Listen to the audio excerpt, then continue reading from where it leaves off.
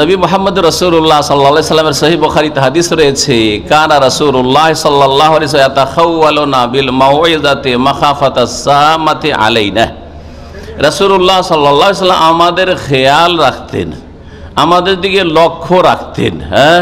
Feel মাউইযাতে, ওয়াজ উপদেশ দেওয়ার সময়, দিনের কথা আলোচনা করার সময় কিসের খেয়াল রাখতেন? মাখাফাতে সামাতে আলাইনা, কেউ বিরক্তি বোধ করছে না তো, কেউ ক্লান্তি বোধ করছে না তো, কেউ ঝিমাচ্ছে না তো, কেউ অমনোযোগী হচ্ছে না তো। এর লক্ষণ হচ্ছে উঠা বসা শুরু করে দিলেন। আর এই দিক ওদিক দেখছেন, বক্তার দিকে দেখছেন না, স্টেজের দিকে দেখছেন না, বিভিন্ন লক্ষণ রয়েছে। এইসব দেখে রাসূলুল্লাহ সাল্লাল্লাহু আলাইহি ওয়াসাল্লাম আলোচনা করতেন। যখন যেমন আগ্রহ দেখতেন তখন তেমন আলোচনা করতেন। যখন দেখছেন এই সময় ক্লান্ত হয়ে আছে, পেরেশান আছে, অন্য মনস্ক হয়ে আছে, তখন সংক্ষেপ করতেন। এটা হচ্ছে সুন্নতি তরিকা। সারা রাত জলসা করলেন, আর তারপরে শুনলেন ফজরের 1 ঘন্টা আগে গিয়ে ফজরে উঠতে পারলেন না, ভালো কাজ করলেন নাকি? না, ভালো কাজ করলেন না। যদি একটা হাদিস শুধু শোনেন আর শোনার পরে ঘরে চলে যান, বাসায় চলে যান, আর যাওয়ার পরে ফজরের জামাতে হাজির হয়ে যেতে পারেন, তাহলে দুনিয়া আখেরাত কামিয়াব। আপনার দুনিয়াতে বরকত হলে এই জন্য কামিয়াব, আর আখেরাতে জান্নাত আপনার জন্য অবধারিত, এই জন্য কামিয়াব।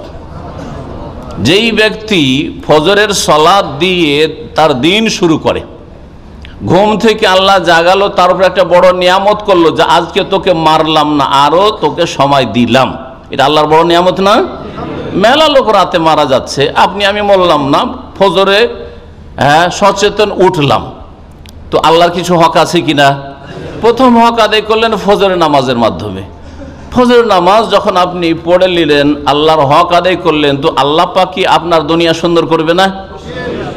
মান সাল্লা সুবহা ফাহুয়া ফি জিম্মাতিল্লাহ, যেই ব্যক্তি ফজরের নামাজটা পড়ে নিল, সে আল্লাহ পাকের জিম্মাতে, হেফাজতে থাকলো।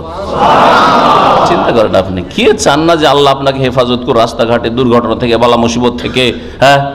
সবাই চাই, কিন্তু মন চাইলেও কাজের বেলা অনেকে চান না, হতভাগা। আর জান্নাত যে আপনার জন্য অবধারিত, এই মর্মে বেশ কিছু হাদিস রয়েছে। তার মধ্যে একটি হাদিস নবী মুহাম্মদ রাসূলুল্লাহ সাল্লাল্লাহু আলাইহি সাল্লাম বলছেন যে মান সাল্লাল বারদাইনি দাখালাল জান্নাহ, যেই ব্যক্তি ফজরের সালাত পড়বে, নামাজ পড়বে, আর যেই ব্যক্তি আসরের সালাত নামাজ পড়বে, দাখালাল জান্নাহ, সে জান্নাতে যাবেই যাবে। কারণ যে ফজর পড়ে আর আসর পড়ে, সে জোহর ছাড়বে নাকি? কখনো ছাড়বে না। মাগরিব এশা ছাড়বে? মেলা লোক আছে ফজর পড়ে না কিন্তু মাগরিব এশা পড়ে। আসরে ডিউটি নাই, ঘুমিয়ে থাকে, খেয়ে দিয়ে ঘুমিয়ে থাকে, কিন্তু মাগরিব এশা পড়ে, ঠিক না? তাহলে যেই ব্যক্তি আসর আর ফজরের হেফাজত করতে পারবে, সে জান্নাতে যাবে। নবী মুহাম্মদ রাসূলুল্লাহ সাল্লাল্লাহু আলাইহি সাল্লাম বলেছেন। তো দুনিয়াও ভালো হইল আপনার, আর আখিরাতটাও সুন্দর হইল। জি, এরাই হচ্ছে সবচেয়ে বেশি কামিয়াব। আল্লাহ পাক রব্বুল আলামিন দুনিয়া আখিরাত উভয় জগতের কল্যাণের জন্য, ভালাইয়ের জন্য দোয়া করতে শিখিয়েছেন। রব্বানা আতিনা ফিদ দুনিয়া হাসানা ওয়া ফিল আখিরাতি হাসানা ওয়া কিনা আযাবান্নার। হে আমাদের প্রতিপালক রব, আতিনা ফিদ দুনিয়া হাসানা, দুনিয়াতেও আমাদেরকে সার্বিক কল্যাণ মঙ্গল দাও, অফিল আখেরাতে হাসানা, আর পরকালেও আখেরাতেও আমাদেরকে কল্যাণ দাও। বহু কল্যাণ আছে, হিসাব না হওয়া, হাসর মাঠে পেরেশানি না হওয়া, পুল সেরাতে কষ্ট না হওয়া, কোনো আযাব না হওয়া, সাজা না হওয়া, জান্নাতে সহি সালামত পৌঁছে যাওয়া, এসবগুলি হচ্ছে আখেরাতের হাসানা, কল্যাণ। দুনিয়ার কল্যাণ দান করো, চলার মতো রুজি পেয়ে গেছেন, কোনোদিন একটা পয়সা কারো কাছ থেকে ধার খরচ করতে হয় না, বা ধার খরচ করলেও মানুষের কথা শুনতে হয় না, টাইম মতো দিতে পারলাম না, মানুষ আমার সমালোচনা করলো, অথবা আরো কিছু করলো, গালমন্দ করলো, এইরকম কিছু হয় না। ইজ্জতের সাথে জীবনযাপন করে, এতটাই যথেষ্ট। যা কিছু আসছে প্রতি মাসে খেয়ে দিয়ে শেষ করে দিচ্ছেন, কারো ঋণী না আপনি, তো এর চেয়ে বড় সুখ আর কি আছে? আলহামদুলিল্লাহ।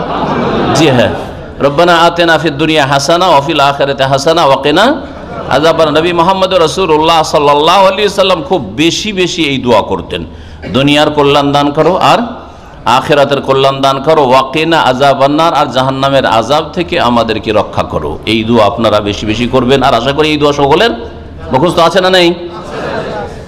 যখন দুনিয়ার হাসানা চাইবেন তো হালাল রুজি হচ্ছে দুনিয়ার হাসানা, হারাম রুজি দুনিয়ার হাসানা, দুনিয়ার ভালাই না। আপনি দুনিয়াকে খারাপ করলেন, আপনার ছেলে মেয়ে খারাপ হবে হারাম খেয়ে, আর আপনার স্ত্রীও চরিত্রহীন হয়ে যাবে, আপনি হারাম খাওয়াচ্ছেন, হারাম পড়াচ্ছেন, আর আপনার শরীর সুস্থ থাকবে না, বালা মুসিবত আপনার উপরে আসবে হারাম খাওয়ার জন্য। আর আখিরাত খারাপ করলেন এই হারাম খাওয়ার জন্য, তাই না? বা পাপ করার জন্য, ফরজ ওয়াজিব ছাড়ার জন্য আখিরাতকে নষ্ট করলেন আপনি। জি, সুতরাং জাহান্নাম থেকে বাঁচতে পারবেন না। যাই হোক, এই দোয়া বেশি বেশি করবেন।